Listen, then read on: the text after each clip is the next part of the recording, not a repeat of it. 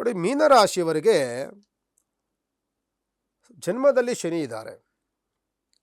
ಜನ್ಮದಲ್ಲಿ ಶನಿ ಬಂದಾಗ ಒಂದು ರೀತಿಯಾದಂಥ ಮಂದ ವಾತಾವರಣ ಶುರುವಾಗುತ್ತೆ.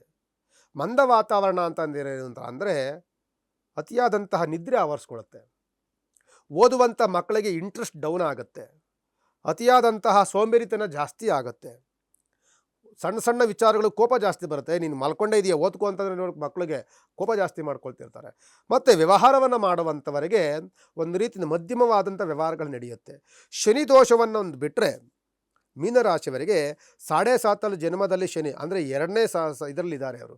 ಅಲ್ಲೇ 2.5 ವರ್ಷ 4ನೇ ವರ್ಷದಲ್ಲಿ ಶನಿ ದೋಷದಲ್ಲಿದ್ದರೂ ಸಹ ಮೀನರಾಶಿಯವರಿಗೆ 2026 ಒಂದು ರೀತಿಯಾದಂತಹ ಮಧ್ಯಮವಾದಂತಹ ಅನುಕೂಲವನ್ನು ನೋಡುವಂಥ ವರ್ಷ ಖಂಡಿತವಾಗಿ ಮೀನರಾಶಿಯವರಿಗೆ ಸಿಗುತ್ತೆ. ಮೀನರಾಶಿಯವರಿಗೆ ಗುರುಬಲ ಬರುತ್ತೆ, ಜೊತೆಯಲ್ಲಿ ಶುಕ್ರನ ಯೋಗ ಫಲ ಸಿಗುತ್ತೆ, ರಾಶ್ಯಾಧಿಪತಿಯಾದಂಥ ಗುರುವಿನ ಬಲ ಸಿಗುತ್ತೆ, ಜೊತೆಯಲ್ಲಿ ಬುಧನ ಯೋಗ ಫಲ ಸಿಗುತ್ತೆ. ಅದೃಷ್ಟದ ವರ್ಷವಾಗುತ್ತೆ.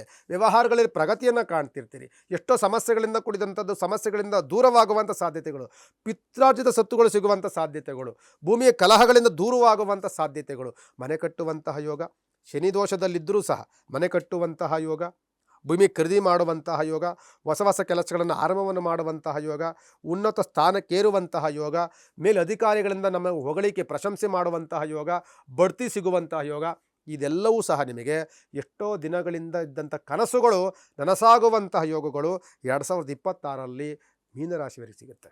ಮೀನರಾಶಿಯವರ ಆಲೋಚನೆ ಚೆನ್ನಾಗಿದೆ, ಅವರು ಮಾಡುವಂತಹ ವ್ಯವಹಾರಗಳು ಚೆನ್ನಾಗಿದೆ.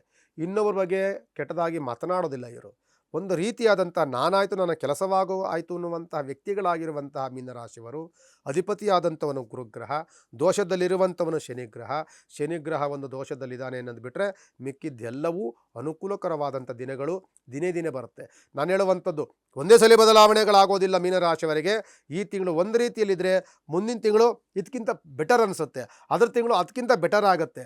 ಆದ್ದರಿಂದ ಒಂದೊಂದು ತಿಂಗಳು ಸಹ ಒಂದೊಂದು ರೀತಿಯಾದಂಥ ಬದಲಾವಣೆಗಳು ಕಾಣುವಂತಹ ವರ್ಷ ಯಾವುದಾದ್ರೂ ರಾಶಿ ಇದ್ದರೆ ಅದು ಮೀನರಾಶಿ. ಮೀನರಾಶಿ ನಾನು ಆಗಲೇ ಹೇಳಿದೆ, ಜನವರಿಯಿಂದ ಹಿಡಿದು ನೆಕ್ಸ್ಟ್ ಬರುವಂಥ ಜನವರಿವರೆಗೂ ಸಹ ನಿಮಗೆ ಒಂದಲ್ಲ ಒಂದು ಈ ರೀತಿ ಇವತ್ತೊಂದು ದಿವಸ ಇದ್ದರೆ ನಾಳೆ ತಿಂಗಳು ಇನ್ನೊಂದು ಥರ ಇರುತ್ತೆ. ಈ ತಿಂಗಳು ಸ್ವಲ್ಪ ಅನುಕೂಲವಾಗಿದ್ದರೆ ಮುಂದಿನ ತಿಂಗಳು ಭಾಳ ಅನುಕೂಲವಾಗುತ್ತೆ.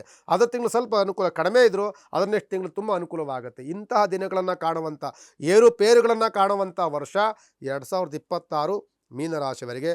ಮೀನರಾಶಿ ಅಧಿಪತಿಯಾದಂಥವನು ಗುರುಗ್ರಹ. ಗುರುವಿನ ಉಪಾಸನೆ ಮಾಡಬೇಕು ಅಂದರೆ ನಾವು ರಾಯರ ಪ್ರಾರ್ಥನೆಗಳನ್ನು ಮಾಡ್ಕೊಳ್ಬೇಕು.